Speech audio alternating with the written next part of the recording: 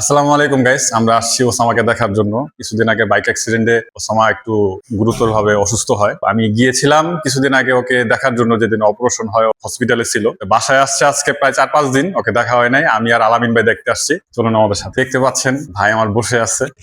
আমি আসলে খুবই দুঃখিত, কারণ ভাই হসপিটাল থেকে রিলিজ হয়েছে 4-5 দিন। আমি আজকে আসছি, একটু ব্যস্ততার কারণে আলামিন ভাই আর আমি ওইভাবে ভাইকে দেখতে পাইনি। ওসামা, কি অবস্থা ভাইয়া?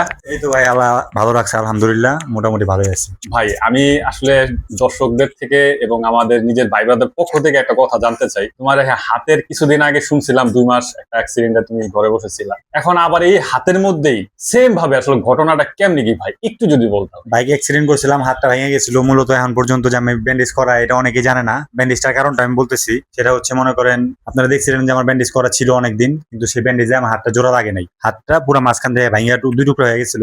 পরবর্তীতে ডাক্তার মনে করেন রড ঢুকায় এই মাথা থেকে এই মাথা পর্যন্ত কাইটা পরে মনে করেন আপাতত ক্লিপ সিস্টেম করে দিয়েছে। কারণ ভিতরে প্লেট ঢুকান আছে, প্রচন্ড ব্যথা করতেছে। আর এটা কন্টিনিউ 21 দিন থাকবো ইনশাল্লাহ। 21 দিন বা 1 মাস 1.5 মাস পর যদি আল্লাহ সুস্থ করে, আপনারা দোয়া করবেন যাতে আপনাদের মাঝে আবার ফিরে আসতে। আমরা শুনলাম ওসামার থেকে ওর অ্যাক্সিডেন্টের ঘটনা, ও আসলে দোয়া করবেন ওর জন্য। ইনশাআল্লাহ আমার ভাইটা যেন তাড়াতাড়ি সুস্থ হয়ে যায়।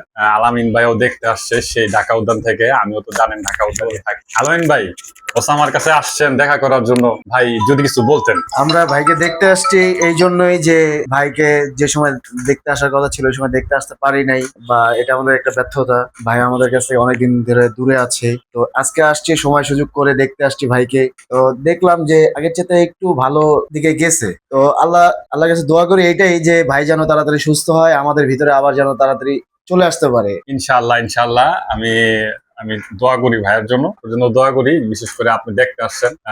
ঠিক আছে ওসামা, তাহলে আমরা আজকে এই পর্যন্তই থাকি।